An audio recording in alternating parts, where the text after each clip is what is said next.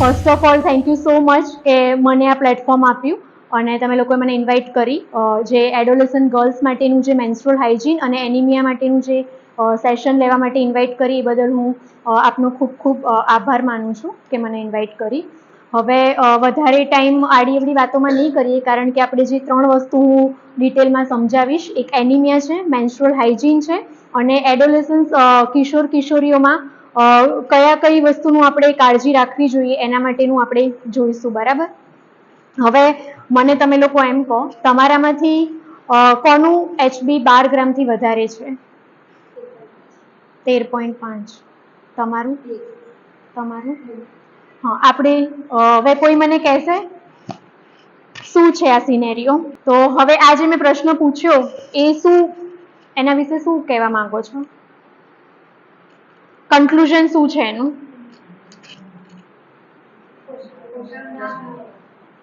HB પૂછ્યું ને મેં અને 2-3 લોકોએ જવાબ આપ્યો,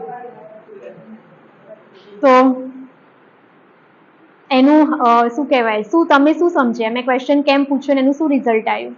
પણ બધા એજ ગ્રુપમાં, એમાં કિશોર કિશોરીઓ બંનેમાં 70-80% જેટલું પ્રિવેલન્સ છે એનિમિયાનું આપણા ડિસ્ટ્રિક્ટમાં. તમે લોકો બધા જ સેકન્ડરી સ્કૂલના ટીચર્સ છો એટલે તમને ખ્યાલ હશે કે આપણા ડિસ્ટ્રિક્ટમાં મા કેર પ્રોગ્રામ જે આપણા જિલ્લા વિકાસ અધિકારી સાહેબ શ્રી શરૂ કર્યો, તો આપણે એના વર્કશોપ પણ, કોઈ આવ્યું હતું આમાંથી, કોઈ ફિમેલ ફ્રેન્ડલી ટીચર? આપણે બધા તાલુકામાં વર્કશોપ રાખ્યા હતા ગયા વર્ષે. હા. School principal, school monitor girl અને ફ્રેન્ડલી ટીચર, હા, એમાંથી કોઈ એટેન્ડ કરેલું? ઓકે. હા, તો તમને ખ્યાલ હશે. તો એ પ્રોજેક્ટ આપણો વર્ષ થયો, એમાં જે ફાઇન્ડિંગ્સ થયા એમાં એવું બહાર આવ્યું કે 80% આપણા જિલ્લામાં એનિમિયા છે કિશોર કિશોરીઓમાં. 4 અને 5.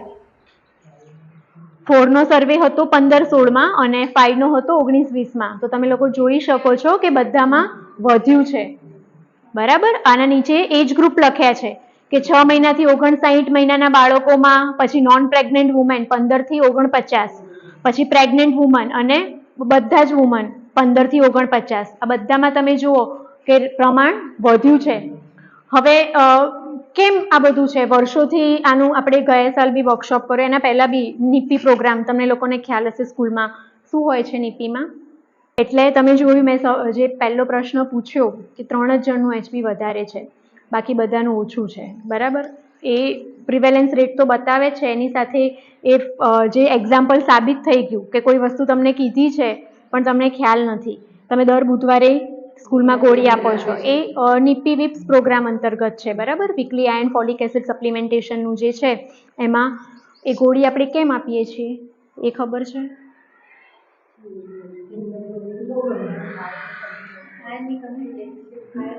ના, એવું નથી. એ આપણે એટલા માટે આપીએ છીએ કે આમનું HB 14 છે, મારું પણ 14 છે. બરાબર. તો એ ઘટી ના જાય એના માટે મારે દર અઠવાડિયે ગોળી લેવાની છે. બરાબર.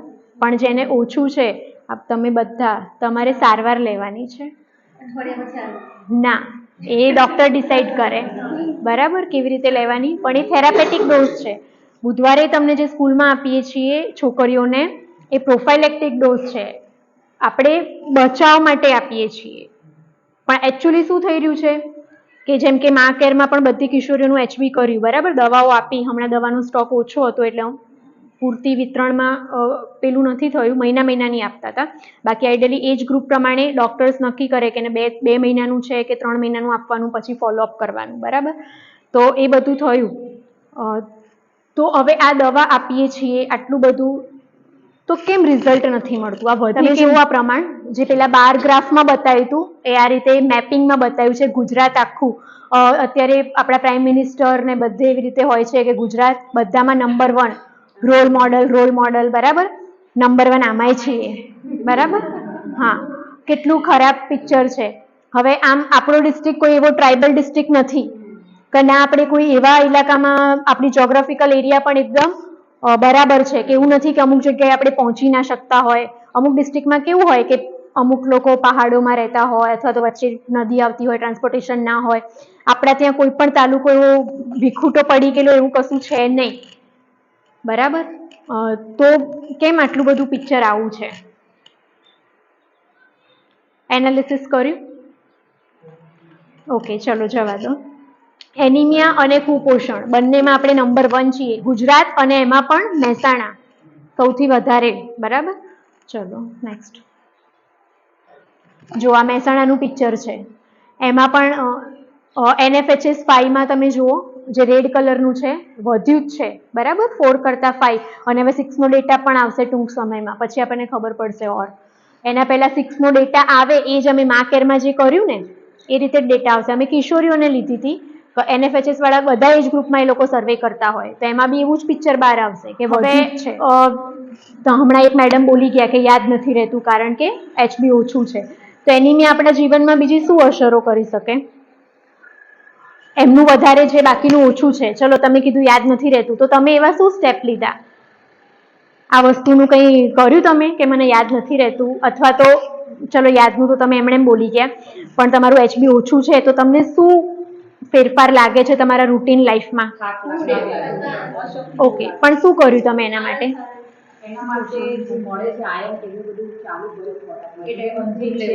ના, સાચું જવાબ આપજો. કર્યું રિયલમાં? હા, કેટલા લોકોએ કર્યું એવી રીતે? એ બી બસ 2 જ લોકો છે. હા, એ પણ 2 જ લોકોએ. તો કહેવાનો મતલબ મારો એ પોઈન્ટ છે કે કેમ બધા લોકોએ એવું ના વિચાર્યું? 2 જ કેમ વિચાર્યું? તમારો એક્સપિરિયન્સ બોલો. તમને કંઈ એવું થયું હતું તો તમે વિચાર્યું? હા, બોલો મેડમ. મારે જયા માસની અંદર જે કોરોનાની ચોથી લહેર આવી ને, તો કોરોનાની અસર થઈ ગઈ. પછી ટ્રીટમેન્ટ કરાવી તો મારું હિમોગ્લોબિન તો 5.5 થઈ રહેતું હતું. પણ પછી જે વીકનેસ આવી છે ને, એટલે ખોરાક ના લેવાય, હિમોગ્લોબિન ઓછું થઈ ગયું. પછી રિપોર્ટ કર્યો, સીધું 7 બતાવ્યું. પછી મારો ખુદનો વેશ ડૉક્ટર છે, એને પછી મને બોટલ આપી હિમોગ્લોબિનની, અને પછી દરરોજ સવારે મગ. એટલે તમને કોવિડ થયું હતું અને એમાં રિપોર્ટ કરાયો ત્યારે ઓછું આવ્યું. ઓકે, હા, ઓકે, બેસો. હું શું પોઈન્ટ, હવે તમે બોલો. થાક બહુ લાગતો હતો, હેર ફોલિંગ બહુ થયું હતું, અને મસલ્સ બહુ પેઇન થયા હતા. હાથ પગ એમનેમ જ બહુ દુખ્યું, કોઈ રોગ નથી, બધા ટેસ્ટ કરાયા. પછી આ બધું ચાલુ થયું. HB કેટલું આવ્યું હતું એ વખતે? 7. ઓકે, અને બીજા લોકો કેમ કશું જ નથી કર્યું આના માટે? કે થાક લાગે છે, આમ થાય છે, એનું કેમ નથી કર્યું કંઈ? ના, એવું નથી. ટાઈમનો અભાવ એવું નથી. એનિમિયા એક એવી વસ્તુ છે કે જે આપણે બધા નિગ્લેક્ટ કરીએ છીએ, કારણ કે એ એવી અસરો કરે છે ને જે આમાં લખ્યું છે કે સ્ત્રીઓમાં વધારે અસર કરે છે, માતા મરણ. હું આવું એના ઉપર પછી, પણ જે મેઇન મારો અત્યારનો પોઈન્ટ હતો એ કે આપણે લાઇટલી લઈએ છીએ. કેમ લાઇટલી લઈએ છીએ? કે એવું કંઈ તમારું શું કહેવાય, લાઈફ થ્રેટનિંગ કન્ડિશન નથી થતી. કે પેલું એટેક આવે તો તમે કંઈક હૃદયમાં દુખાય તમે ગભરાઈને સીધા ટેસ્ટ કરવા દોડો. એનિમિયામાં આવું કશું થાય નહીં. એટલે આપણે બધા કે થાક ને કંટાળો, આ તો કે બહેનો એમણે મોં પાડે છે. બરાબર, દરેક ઘરનું પિક્ચર હોય કે હું તો કંટાળી ગઈ, હું તો આમ થયું. પણ એમાં મોટાભાગના આ રીઝન હોય. પણ એ શું કે એવી વસ્તુ નથી કે તમે ગભરાઈ જાઓ. ઓલા મેડમે જે કીધું કે એમને ટેસ્ટ કરાવીને દવા લીધી, બોટલ એક્સેટ્રા એક્સેટ્રા, પણ એ કેમ કે એમને એવું કોવિડ થયું ને એવી સિચ્યુએશન આવી ગઈ, એડમિશન, હોસ્પિટલાઇઝેશનની. બરાબર, એટલા માટે. બાકી સિમ્પલ જે માઇલ્ડ મોડરેટ એનિમિયા છે, સિવિયર વાળાને શું અચાનક કોઈક ને કોઈક એવા ગંભીર ચિહ્નો કે એવું કશું બહાર આવે એટલે લોકો દવાખાને રશ કરે. પણ જે માઇલ્ડ મોડરેટ, માઇલ્ડ એનિમિયા છે, મધ્યમ છે, એને એવું કંઈ દવાખાને જવાની જરૂર ના પડે. અને ઇવન HBમાં એવું છે કે તમારું 3 ગ્રામ 5 ગ્રામ HB વાળા બી મેં જોયા છે કે મારી જેમ જ રૂટીન એમનું કામ કરી શકે, કેમ કે બોડી એ રીતે આખું, એ પછી મેડિકલમાં જશે, એ રીતે ટેવાઈ ગયું હોય. એટલે એ લોકોને એમ કે શું પ્રોબ્લેમ છે, કશું નહીં. એટલે તમે લોકો લાઇટલી લઈએ છીએ આપણે, પણ ખરેખર આપણે એને લાઇટલી નહીં, સિરિયસ રીતે લેવાની જરૂર છે. એના જ માટે આપણા DDO સરે જે મા કેર પ્રોજેક્ટ શરૂ કર્યો હતો જિલ્લામાં. કેમ કે એનિમિયા એક એવી વસ્તુ છે જેના લીધે માતા મરણ થાય છે. માતા મરણમાં પણ આપણું મહેસાણા ડિસ્ટ્રિક્ટ ફર્સ્ટ નંબર જેવું જ છે. એક સિચ્યુએશન એવી હતી કે બિહાર, કેવું કહેવાય, બિહાર કરતાં પણ આપણે ટોપ ઉપર હતા. બિહારની સિચ્યુએશન પણ આપણા કરતાં સારી હતી માતા મરણમાં. એટલે DDO સરને એવું થયું કે આ અટકાવવું બહુ જરૂરી છે. એટલે એમને એનિમિયા અને માતા મરણનું કંટ્રોલ માટેનો આ પ્રોજેક્ટ શરૂ કર્યો. એમાં કેમ એવી રીતે શરૂ કર્યો કે કિશોરીઓ, એડોલેસન્સને અત્યારે સાચવવાની બહુ જ જરૂર છે. 10 થી 19 વર્ષની એજ ગ્રુપ આવે, બરાબર? તો એને તમે અત્યારેથી કેર લો, એમને સમજાવો, એમને જાગૃત કરો, તો એ ફ્યુચરમાં હેલ્ધી મધર્સ બને. હેલ્ધી મધર્સ બને તો એનું બચ્ચું પણ હેલ્ધી આવે. અને એમ કરીને આખી એક સાયકલ છે. ધારો કે તમે જુઓ કે માતા કુપોષિત હશે, એનું છોકરું પણ ઓછા વજનવાળું આવશે, એ મોટું થશે થોડું, એની કાળજી નહીં લેવાય, કુપોષણમાં જશે, કુપોષણમાંથી કિશોર અવસ્થામાં આવશે તો ત્યાં પણ એનું ખૂનની કમી ને બધું હશે, એનિમિયા વાળું. પાછી એ છોકરી મેરેજ કરશે, એમ કરીને આખી એક વિશિયસ સાયકલ છે જેનો કોઈ અંત નથી. એનો અંત લાવવા માટે કે આપણે જે કિશોરાવસ્થા છે એને પહેલેથી જ આપણે સાર સંભાળ લઈએ તો આપણે માતા મરણ, એનિમિયા અને શું કહેવાય ઇન્ફન્ટ ડેથ આ બધું ઘટાડી શકીએ. બરાબર. એના માટે સ્ત્રી પુરુષ એમ બંને તમામ વય જૂથમાં ફક્ત લોહી તત્વની ઉણપના કારણે એનિમિયા તમે જુઓ 90,000 મૃત્યુ. અને માતા મરણ જે હું કહેતી હતી એમાં એવું જ હોય છે કે મોટા ભાગના માતાઓમાં ખૂનની કમી હોય છે. તો એ ખૂનની કમી કોઈ એવી બીમારી છે કે જેનો ઈલાજ ના થઈ શકે? ઇઝીલી એવોઇડેબલ છે. બરાબર. પણ સમયસર એને ટેસ્ટ ના કરાયા હોય, બરાબર, આરોગ્ય સુધી સેવાઓથી વંચિત રહી ગયા હોય, એવા કોઈના કોઈ કારણસર એનું HB એન્ડ ટાઈમ સુધી વધ્યું ના હોય અને છેલ્લે ડિલિવરી ટાઈમે એનું ડેથ થઈ જાય, અથવા તો પોસ્ટ ડિલિવરી જેને અમે પોસ્ટનેટલ કેર PNC કહીએ છીએ, તો ત્યારે એની ડેથ થાય. એટલે આ બધું બહુ ગંભીર વસ્તુ છે. આપણે આંકડા કોઈ પણ જોતા હોય 90,000 ને બધું, પણ જેના ઘરમાં થાય ને એને એ એક વ્યક્તિનું જોવાનું છે. આપણે 90,000 આંકડાથી આપણને ફરક નહીં પડે, પણ કોઈ એક વ્યક્તિ, તમારા જ કોઈ ફેમિલીમાં આવું કંઈ બનશે ત્યારે એનું એક માતા જાય તો એના ફેમિલી પર કેટલી ડીપ ઇમ્પેક્ટ પડે છે એ આપણને જેને થાય જ મહેસૂસ કરી શકે. એટલે આપણે કોઈ એક વ્યક્તિનું વિચારવાનું છે. બરાબર. છોકરા છોકરીઓમાં એનિમિયા તેમના વિકાસ શીખવાની, જો મેં એડોલેસન્સની વાત કરી, એડોલેસન્સ એક એવું એજ ગ્રુપ છે એમનો મેન્ટલ અને ફિઝિકલ બંને ગ્રોથ એ વખતે થતો હોય. બરાબર. ત્યારે તમે કાળજી ના લો તો એ બધું હેમ્પર થાય. પછી રોજિંદા કાર્યોમાં એકાગ્રતા ઘટાડે છે. બરાબર. ચેપ ને નબળાઈ, તમારું લોહી ઓછું હશે તો ઇઝીલી તમે પ્રોન ટુ ઇન્ફેક્શન, કોઈ પણ ઇન્ફેક્શન તમને લાગી જાય. બરાબર. પછી કોઈ એમાંથી બીમારી લાગુ પડે, એટલે તમારી જે વર્કિંગ કેપેસિટી છે એ પણ ઘટાડે. હમણાં મેડમે જે કીધું કે યાદ નથી રહેતું, એટલે આ બધા લક્ષણો એ એવી વસ્તુ છે ને કે તમે એના માટે દવાખાને નહીં જાઓ, પણ તમારી જે પ્રોડક્ટિવિટી છે એને ઘટાડે. બાકી તમારું જો HB ખરેખર સારું હોય તો આપણે ફિમેલ્સની એવી ટેવ હોય છે કે ઘરમાં નથી કહેતા કંટાળી ગઈને થાક લાગ્યો, તો એ બધા વર્ડિંગ્સ તમારા મોઢે નહીં આવે. તમે અંદરથી એક ઇનર હેપીનેસ ફીલ કરશો જો તમારું લોહીનું પ્રમાણ સારું હશે તો. પછી પ્રેગ્નન્સી દરમિયાન છોકરીઓમાં એનિમિયા, અકાળ જન્મ, ઓછું વજનવાળું બાળક આવે, પેરીનેટલ, મેં જે કહી દીધું છે. જે એડોલેસન્સની વાત કરી કે એમને પૂરતું જ્ઞાન આપવાની જરૂર છે. આ બંને એનિમિયા અને એડોલેસન્સ બંને થોડું પેરેલલ આપણે ચલાવીશું, એટલે પાછળની સ્લાઇડમાં એ બધું પછી કવર નહીં કરીએ. બરાબર. તો એમને શું હોય છે કે આપણે જે વિપ્સની વાત કરી, આયર્ન ફોલિક એસિડ સપ્લિમેન્ટેશન જે બુધવારે આપીએ છીએ. બરાબર. કિશોર કિશોરીઓમાં પૂરતું અવેરનેસ હોવું જોઈએ. અધરવાઇઝ એ લોકો શું કરશે, એમને નહીં ખબર હોય કોઈ પણ વસ્તુની, તો એ લોકો એક એજ જ એવી છે કે એ લોકો કોઈ બીના પ્રભાવમાં આવી જાય, અથવા તો અત્યારે જે ઇન્ટરનેટનું ને એનું બધું ચાલે છે. બરાબર. તો એ લોકો કંઈ પણ સર્ચ મારીને એમની રીતે બધું જ્ઞાન લેશે ને એમાં રોંગ ડાયરેક્શનમાં પણ એ જઈ શકે છે. એટલે આ એજ ગ્રુપ એવું છે કે જેને સાચવવું બહુ જરૂરી છે. ને એના માટે આઈ થિંક ટીચર્સ બેસ્ટ છે કે તમે લોકો સ્કૂલમાં હંમેશા એમની સાથે સંકળાયેલા હો છો. 8-1 કલાક તો સ્કૂલમાં બચાવ તમારી જોડે જ હોય. બરાબર. અને હેલ્થ સ્ટાફ અને શિક્ષણ બંને સાથે મળીને જો એનું કેર કરે તો ખરેખર એમનું ફ્યુચર બ્રાઇટ થાય. હા, હવે એનિમિયા કેરની હું કરું છું. હવે શું છે એનિમિયા, કે આપણા બોડીમાં તમે લોકોએ ઘણા બ્લડ ટેસ્ટ ને બધું કરાયેલું જ હશે, બધાને ખબર હોય રક્તકણો હોય, શ્વેતકણો હોય. બરાબર. તો જે રક્તકણોનું પ્રમાણ છે એ જેટલું હોવું જોઈએ એનાથી ઓછું હોય, એટલે બોડીમાં જે ઓક્સિજન હોય એ બધી માંસપેશીઓ સુધી પહોંચાડવાનું કામ કરવાનું હોય. બરાબર. પણ રક્તકણો ઓછા હશે તો ઓક્સિજન બધી માંસપેશીઓ કે ટિશ્યુ સુધી પહોંચાડી નહીં શકે, એટલે એને લોહીની ઉણપ એટલે કે એનિમિયા એટલે કે પાંડુરોગ. બરાબર. આ એનિમિયા છે. શું કહેવાય, રક્તકણો બોન મેરોમાં બને છે. ઓકે, બોન મેરોમાં બને છે અને 120 ડેઝ સુધી એનો લાઈફ સ્પાન હોય છે રક્તકણોનો. બરાબર. Red cell. પછી હા, આમ લાલ રક્તકણોની કમીથી શરીરમાં O2 અને CO2 વિનિમય ક્ષમતાને અસંતુલિત કરે છે. વિનિમય ક્ષમતા એટલે ટ્રાન્સપોર્ટ. બરાબર.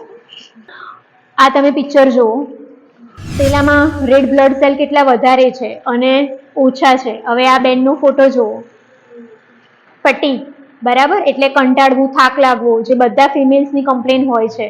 પણ જો તમારું HB વધારે હશે તો આ બધું નહીં થાય. હવે શું લક્ષણો છે એનિમિયાના? શરૂઆતમાં મેડમ બોલ્યા કે થાક લાગવો, બરાબર. પછી તમે લોકો જ બોલો. હા, પછી હા, કોન્સન્ટ્રેશન ના રહે, બરાબર. ભૂખ ઓછી લાગે, માથું દુખાય. અહીંયાથી થોડુંક જ લાઈક તમે બે ફ્રેન્ડ્સ છો અને સેમ પેલા ગેટ સુધી જવું છે અને એ એકદમ ચાલી નીકળશે અને તમને થોડાક ડગલા ચાલીને હાંફ ચડે, બરાબર. તો આ બધું સાઇન્સ છે કે તમારે બ્લડ ટેસ્ટ કરાવવો જોઈએ, ખૂનની કમી હોઈ શકે. પછી ચક્કર આવવા લખ્યું છે, બરાબર. નબળાઈ, અશક્તિ, તમારું પાલ્પિટેશન, ઘણીવાર એવું થાય કે તમને પોતાના ધબકારા સંભળાય, બરાબર. પાલ્પિટેશન, લોહી ઓછું હોય તો તમને એ ફીલ થાય. પછી વારંવાર માથાનો દુખાવો, બરાબર. પછી અભ્યાસમાં રસ ન પડવો, પછી પગમાં ખેંચાણ, ક્રેમ્પ્સ આવે, બરાબર. પછી ઇમ્યુનિટી ઘટે, બરાબર. પછી ચિહ્નો શું છે? અચ્છા, આમાં લખ્યું છે લક્ષણો અને ચિહ્નો. લક્ષણો અને ચિહ્નોમાં શું ફરક?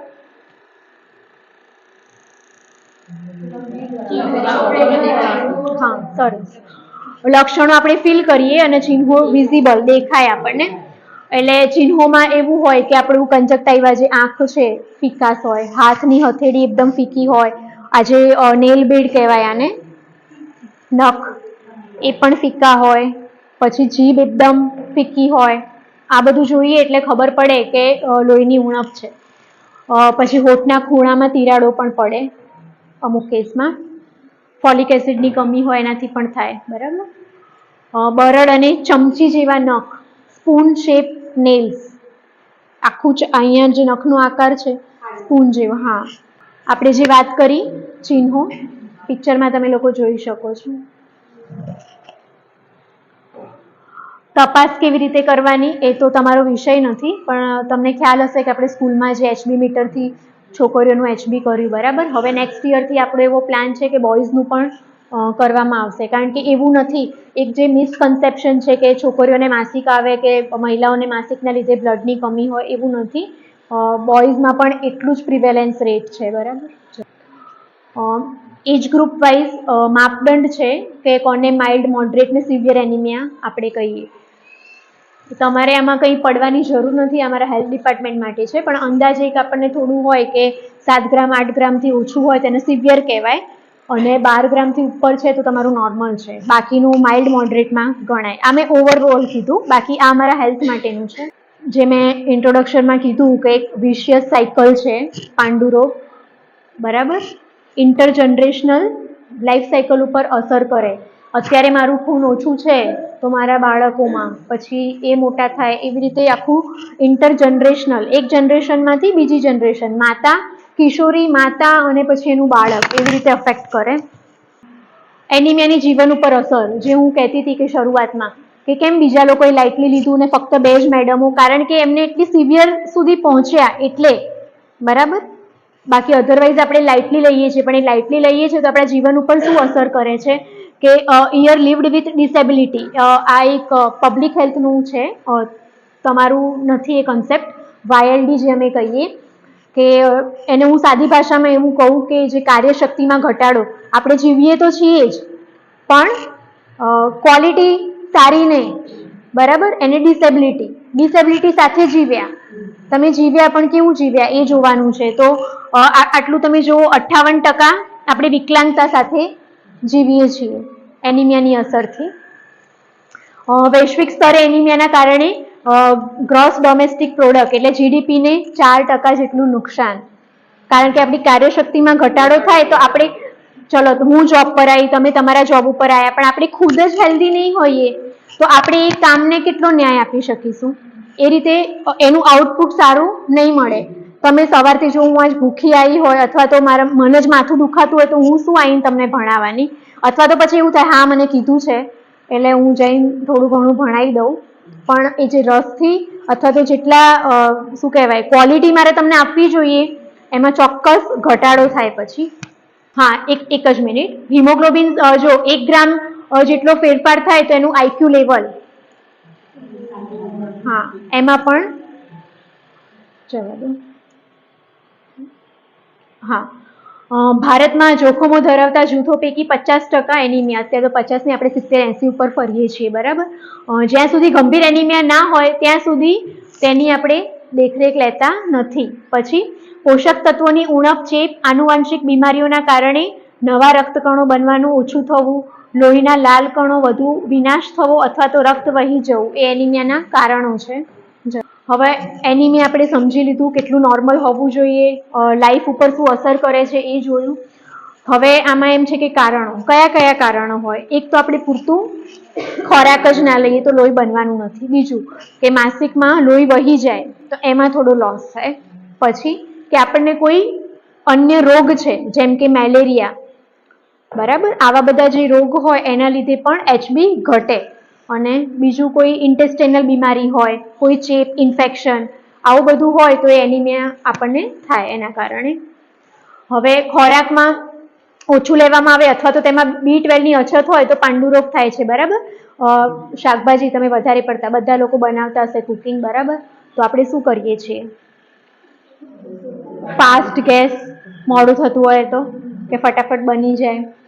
અત્યારે તો જો કે આ વાત મને એવું લાગે કે આ અત્યારે વેલિડ નથી આ વસ્તુ, કારણ કે એક તો આપણે જે પણ ખાઈએ છીએ એમાં જ કોઈ તત્વ નથી, બધું કેમિકલ્સથી એ બધું. અધરવાઇઝ એવું છે કે તમે ધીમા તાપે એને પકવો તો એના જે ન્યુટ્રિયન્ટ્સ છે એ જળવાઈ રહે.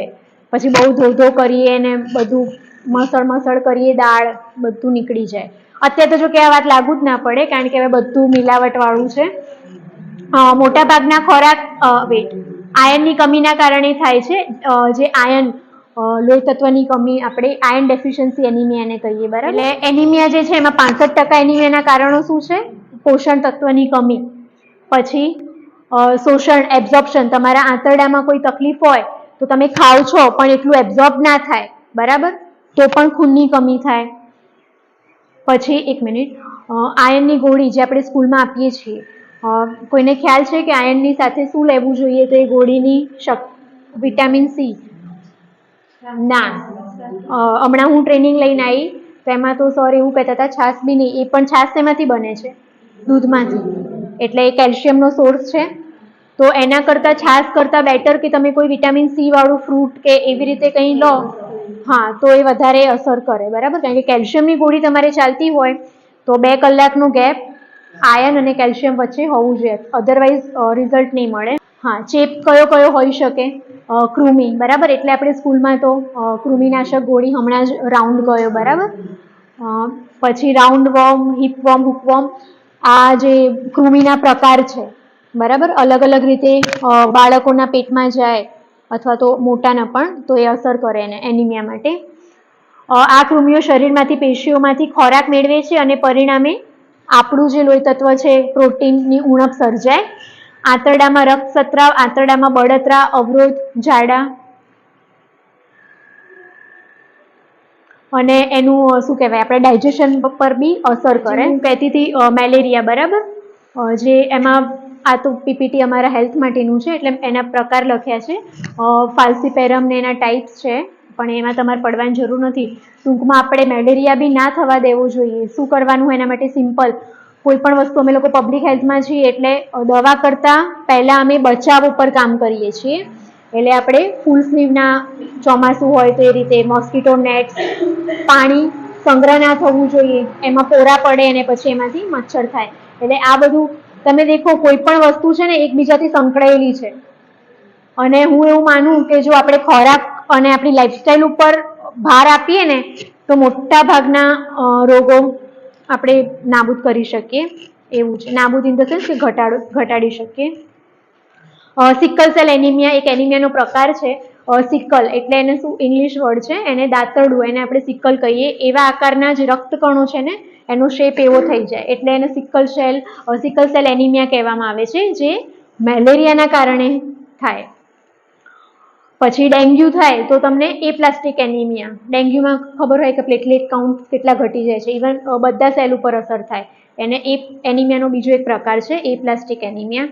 એટલે ટૂંકમાં આપણે એનિમિયાના કારણો વાંચી રહ્યા છીએ, એટલે આપણે પૂરતો ખોરાક લેવો જોઈએ, કોઈ બોડીમાં ઇન્ફેક્શન ના હોવું જોઈએ, મેલેરિયા ડેન્ગ્યુ ના થવો જોઈએ, બરાબર. આ બધા એના કોઝ છે.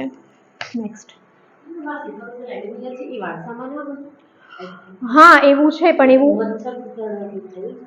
ના, હા એ મેલેરિયાથી અસર કરે, પણ સિકલ સેલ એક શું કહેવાય, હા વારસાનું છે. આપણે એવું કરીએ છીએ કે કોઈ પણ મધરને એવી રીતે હોય ને, એક બેબીમાં આવ્યું તો આપણે બીજા બેબી પ્લાન કરતા પહેલા એને અમુક ટેસ્ટ ને બધું કરાવવાનું હોય છે. અને સિકલ સેલ એનિમિયાનું પ્રમાણ અને થેલેસેમિયાનું સૌરાષ્ટ્રમાં વધારે છે, આપણી સાઈડ એનું નથી.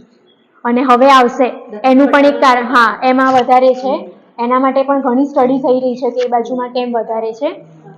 એમાં હવે એમ કે છે કે આપણા ત્યાં પણ આનું પ્રમાણ આવશે, કારણ કે એવું કહેવામાં આવે છે કે એમ અત્યારે આઈ થિંક ખબર નહીં મને કેવું યોગ્ય છે કે નહીં, પણ એમાં એક ટ્રાઇબલ કોમ્યુનિટીમાં કદાચ જોવા મળે છે. અને આપણે અહીંયાથી ઘણી કોમ્યુનિટીમાં છોકરીઓ મેરેજ માટે આવે છે, અને પછી આ એરિયામાં પણ પછી ચાલુ થશે, બરાબર. એવી રીતે. હા, બીજું કે લોહી વહી જવું, કેવી રીતે લોહી વહે એક માસિકમાં, અને બીજું કે આપણને કોઈ ઇન્જરી થાય, બરાબર. આ રોગ સિકલ સેલ એનિમિયા એ વારસાગત પ્રકારનું છે, જેમાં લાલ રક્તકણો જે ઓક્સિજનને શરીરના ભાગો સુધી પહોંચાડે છે તેનો આકાર બગડી જાય છે અને લોહીના પ્રવાહને અવરોધ કરે છે. અને થેલેસેમિયા એમાં બે પ્રકાર હોય છે. હવે થેલેસેમિયા માટે પણ હું વાત કરીશ કે સ્કૂલમાં હવે ખબર નહીં થાય છે કે નહીં, નહીં તો કોલેજમાં તો હા એટલે મેરેજ પહેલા જે કુંડળી મળાઈએ છે એના કરતાં આ બધું કરવું બહુ જરૂરી છે. કે માઇનર છે તો કોઈ વાંધો નથી, પણ હું માઇનર હોઉં ને સામે પણ માઇનર હોય તો પછી બચ્ચું 100% થેલેસેમિયા મેજર, થેલેસેમિયા માઇનરનો કોઈ સારવારની કે કશી જરૂર નથી હોતી, પણ મેજરવાળાને તો એને 15 વર્ષ સુધીનું જ લાઈફ સ્પાન હોય. અધરવાઇઝ કે જો એનામાં બોન મેરો ટ્રાન્સપ્લાન્ટ કરાવીએ, બોન મેરો ટ્રાન્સપ્લાન્ટ એ ખૂબ જ કોસ્ટલી ટ્રીટમેન્ટ છે, બધા પરવડે નહીં, અને શાળા આરોગ્ય કાર્યક્રમમાં ફ્રીમાં થાય છે. પણ એવું નહીં કે બધા જ બાળકોની થઈ જાય, એ તો નિષ્ણાંત તબીબો ડિસાઈડ કરે કે આમાં થઈ શકે કે નહીં થઈ શકે. એટલે અને જ્યાં સુધી બોન મેરો ટ્રાન્સપ્લાન્ટ ના થાય ત્યાં સુધી એને દર મહિને બ્લડ ટ્રાન્સફ્યુઝન આપવાનું હોય છે. એટલે બાળક હંમેશા આપણે એને બોટલ ઉપર જ રહેવું પડે. એનિમિયા આપણે કારણો જાણી લીધા, શું અસર કરે છે જોઈ લીધું. હવે ડાયટ, શું આપણે ધ્યાન રાખવું જોઈએ. ડાયટ ડાયવર્સિટી સ્લાઇડમાં લખ્યું છે કે ડાયવર્સિટી એટલે હા, તો એવી રીતે આપણે ડાયટ હોવું જોઈએ. આપણને બધાને ખબર છે કે લીલા પાંદડાવાળા શાકભાજી વધારે જેટલું ડાર્ક લીવ્સ હશે કલરમાં, એટલું એમાંથી લોહી તત્વ વધારે મળશે. એટલે પાલક છે, બરાબર, એ બધાનું વધારે સેવન કરવું જોઈએ. પછી કઠોળ, નટ્સ, તેલબિયા, પછી નોન વેજીટેરિયન જે હોય એમાંથી તો ઓલમોસ્ટ બધું મળી જ રહે. B12ની અત્યારે બહુ ટ્રેન્ડ છે, B12 ડેફિશિયન્સી. તમને લોકોને આ પીપીટી સ્કૂલમાં પણ શેર કરેલું છે બાળકો માટે. મને નથી ખબર, નીચે જોજો. સ્કૂલમાં બધા જ અમારા હેલ્થ સ્ટાફને કીધેલું છે દર મહિને છોકરીઓને આ સમજાવવાનું છે, અને સ્કૂલમાં શેર પણ કર્યું છે. એટલે તમારો કોઈ ફ્રી પીરિયડ કે એવું ચાલતું હોય તો બાળકોને અવારનવાર જે મા કેર પ્રોજેક્ટનો જે કોન્સેપ્ટ હતો કે કોઈ પણ વસ્તુ તમને વારે ઘડીએ કહેવામાં આવે તો શું થાય, યાદ રહી જાય. એટલે ડીડીઓ સરનું એ જ મિશન હતું કે એ જે છોકરીઓ, તમે અત્યારે વિકસિત ભારત યાત્રામાં જોયું હશે, બધી જ છોકરીઓ પોતાની સક્સેસ સ્ટોરી જોયું છે કે નહીં એવું કંઈ વિડીયો? હા, કે બધી છોકરીઓ બોલે છે ને માઇકમાં કે મારું HB આટલું હતું ને હેલ્થ સ્ટાફે દવા આપીને આટલું થયું ને. છોકરીઓને આપણે મા કેરમાં સોશિયલ ચેન્જ મેકર બનાવી છે. તો દર મહિને છોકરીઓને અમે સ્કૂલમાં શીખવાડીશું, તમે ફ્રી પીરિયડમાં શીખવાડશો, જે ફિમેલ ફ્રેન્ડલી ટીચર્સ બનાવ્યા હતા. અને છોકરીઓ પોતે એટલી સક્ષમ થાય કે એ જેમ હું તમને ભણાવવા આવી છું ને એમ હર કોઈ એકબીજાને ભણાવી શકે. પહેલા જ શું હોય કે આપણે ફિમેલ હોઈએ તો ઘરમાં પહેલા કોને વાત કરીએ, છોકરીઓ હોય તો એની માસી, કાકી, એ બધા ફિમેલ સાથે જ વાત કરે ને. તો આ રીતે એકબીજાને આપણે જાગૃતિ ફેલાવીએ. એટલે છોકરીઓ જે છે સોશિયલ ચેન્જ મેકર, આપણે એને ટેગ આપ્યું છે, એ સોશિયલ ચેન્જ મેકર બનીને સમાજમાં એનિમિયા કંટ્રોલ માટેનું કામ કરે. એટલે આપણે આ પીપીટી સ્કૂલમાં આપેલી છે. આનું થોડું નાનું વર્ઝન આપ્યું છે કેમ કે બાળકોને બધું મિની વર્ઝન આપેલું છે. હા, તમારા શરીરમાં આયર્નનું શોષણ વધારવા માટે વિટામિન સી, જે મેં વાત કરી, એમાં શું આમળા, નારંગી, લીંબુ આ બધું લખ્યું છે. આયર્ન અને આયોડિન યુક્ત ડબલ ફોર્ટિફાઈડ મીઠું. હવે જે અત્યારે અમારી નવી એનિમિયા મુક્ત ભારતની ગાઈડલાઈન છે, એમાં એવું છે કે જેટલું પણ પબ્લિક પ્લેટફોર્મ છે ગવર્મેન્ટના, ત્યાં ક્યાંય પણ જો જમવાનું અપાતું હોય તો એમાં ફોર્ટિફિકેશન કે મીઠામાં પણ આયર્ન. પહેલાં તો આપણે એના ઉપર કામ કરતા હતા, મીઠામાં આયોડિન. હવે આયર્ન એટલે ફૂડ ફોર્ટિફિકેશન, બરાબર. ખોરાકને વધુ રાંધશો નહીં, બરાબર. પછી સ્વચ્છતા. હા.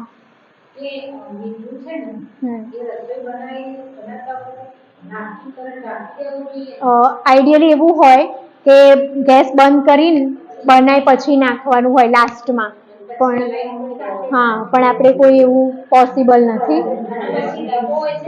હા, અને તમારા કિચનમાં, ઇવન આંગણવાડી સેન્ટર્સમાં કે સ્કૂલમાં બી તમારી પેન્ટ્રી હોય તો મીઠું એર ટાઈટમાં હોવું જોઈએ. પછી ખુલ્લું મીઠું અથવા તો એ રીતનું ઢાંકણ હોય કે એર, તો પછી જે આયોડિન છે ને તો હા, એટલે પછી કોઈ અસર ના કરે. લગભગ હવે તો આપણા જિલ્લામાં તો એટલું ભાગ્યે જ કોઈ કેસ હશે ગોઈટરનો કેવો. હમણાં આવવાનું છે સર્વે એનું, પણ કદાચ 15 દિવસમાં ચાલુ થશે. એટલે સ્કૂલમાં નહીં, પણ નીચે કોમ્યુનિટીમાં. હા, આયર્નનું શોષણ વધારવા માટે બરાબર, નોનવેજ ફૂડ છે, પછી લીલા પાંદડાવાળા શાકભાજી, અને શેનો અવરોધ છે, આમાં એવું લખ્યું છે ચા કોફી. હા, મારે ખાસ વાત કરવાની હતી કે આપણે સવારે તમે લોકો શું કરો છો નાસ્તો? એની જોડે ગમે તે શું ના, હવે મારી ટ્રેનિંગ પછી હવે એટલું કરજો કે હવે ચા અલગથી પીવાની અને નાસ્તો અલગથી કરવાનો. આઈધર તમે પહેલા નાસ્તો કરી લો અને એને 1-2 કલાક પછી ચા પીવો. હા, દૂધનો તો પછી સવાલ જ નથી ને. ચા કોફી અવરોધ કરે છે, હું પણ દૂધ જ પીવું છું. બોલો. હા,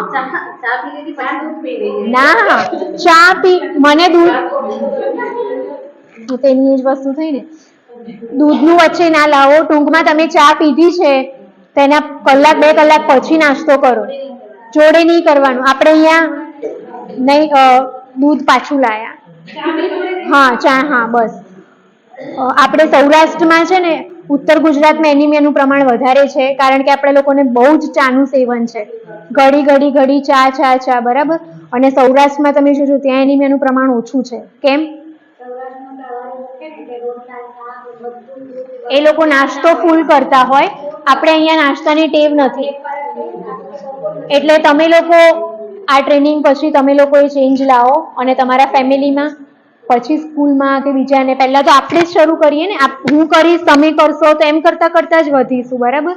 પછી ઓટોમેટિક સમાજમાં જાગૃતિ આવી જ જશે. અમે લોકોએ, મેં સરને બી એ રીતે કીધું છે, અમારી કોઈ પણ મીટિંગ કે ટ્રેનિંગ એવી રીતે હોય ને, તો હવે અમે જોડે સર્વ નહીં કરીએ પૌવા અને ચા. પૌવામાંથી તમને આયર્ન મળે, બટાકા પૌવા, પણ તમે જોડે ચા પીવો એટલે પતી ગયું. હા.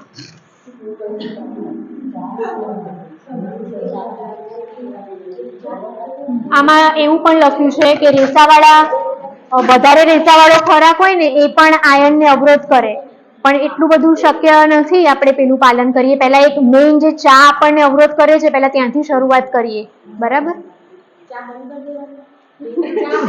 બંધ કરો તો સારું. એવું તો હું કોઈને કહી નહીં શકું. હા,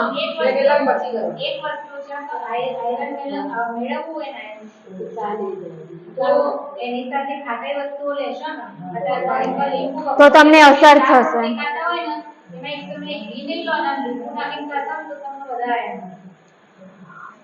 એ આઈએફએ ટેબ્લેટ માટે છે.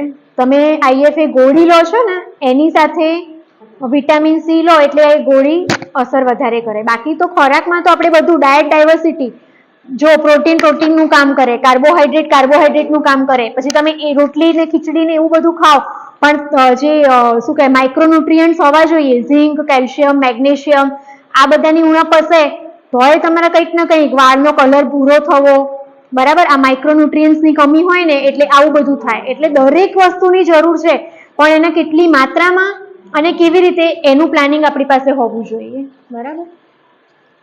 બીજા કોઈને પૂછો? પૂછ મેનોપોઝ વખતે હા બોલો ને આપણે મેન્સ્ટ્રુઅલ હાઇજીનમાં જઈએ પછી IFA ની આપણે વાત કરી બરાબર બીજું અમારું છે IFA ના સિવાય જો વધારે સિવિયર એનિમિયા હોય તો આપણે FCM ઇન્જેક્શન જે આવ્યા છે એનો ઉપયોગ કરીએ છીએ બ્લડ ટ્રાન્સફ્યુઝન કરાવીએ બરાબર આ બધું તમારા માટેનું નથી હા જે મેં તમને કહી દીધું છે ભોજનના 1 કલાક પછી આયર્ન ફોલિક એસિડની ગોળી લેવાની આડઅસર થયાનું જણાયું હોય તો રાત્રિ કોઈને કોઈ સિમ્ટમ્સ આવતા હોય એમાં શું આડઅસરમાં એવું જ થાય કે કદાચ તમારો સ્ટૂલનો કલર બ્લેક આવે એમાં ગભરાવાની જરૂર નથી કદાચ કંઈક ઝીણું પેટમાં દુખાય બરાબર હવે તો જે નવી ગોળી આવી છે ને એમાં એવું બધું કશું જ નથી થતું પહેલાં એમાં 100 mg હતું બરાબર હવે 60 mg માં કર્યું છે એટલે હવે એટલું બધું થતું નથી એનાથી સાઈડ ઇફેક્ટ પછી લીંબુ પાણી ને બધું બરાબર ગોળીનું સેવન તો એ એબ્ઝોર્પ્શનમાં ફાયદો થાય પછી કેલ્શિયમ ને આયર્નની ગોળી વચ્ચે 2 કલાકનું અંતર મેં વાત કરી દીધી ચા કોફી નહીં લેવાનું અવરોધ આયર્ન બાળકો માટે ને એના માટે ખાસ કે સ્કૂલમાં જે ડીવોર્મિંગની ટેબ્લેટ આપીએ છીએ આલ્બેન્ડાઝોલ એ ખૂબ જરૂરી છે કે એનિમિયાના કારણો આપણે જોયું ને આગળ કૃમિ એટલે કૃમિ પછી એને ખવડાય કરીશું ગોળી આપીશું પણ એના કૃમિ હશે તો એટલે એના માટે પહેલા કૃમિની દવા પણ જરૂરી છે મલ્ટીવિટામિન સાથે લઈએ આપણે તો પણ સારું એવું રિઝલ્ટ મળે છે અને અત્યારે એવું કહેવાય છે કે 300ની પણ 35 પછી તો કેલ્શિયમની ગોળી લેવી જ પડે એવું એ દૂધથી વાત નીકળી તો કહી દઉં છું મા કેર પ્રોજેક્ટ આપણે જે આગળ વાત કરી કે એનિમિયા માટે માતા મરણ થાય છે એનિમિયાના લીધે બરાબર એમાં જે ડીડીઓ સરે મા કેર પ્રોજેક્ટ શરૂ કર્યો તો આપણે જોયું કે એનિમિયાના કારણોમાં શું હોય પોષણ ના પૂરતું મળતું હોય અને માતા હોય તો પોષણ ના મળતું હોય તો માતા મરણ થઈ શકે એના માટે આપણે શું કર્યું છે તમારા ત્યાં નજીકમાં હોય જે પણ ગામમાં તો જોવાનું જેટલી પણ હાઈ રિસ્ક મધર છે એના અમે સંસ્થા સાથે MOU જેવું કરીને એને રોજ અમે દૂધ આપીએ છીએ જે પોતે તો ગરીબ લોકો ઘરે એવી રીતે ખોરાક નથી લઈ શકતા તો એમને રોજ સવાર સાંજ 200 ml નું દૂધ આપણે આપીએ છીએ હેલ્થ ડિપાર્ટમેન્ટ એટલી સગવડ કરી છે પ્રોજેક્ટમાં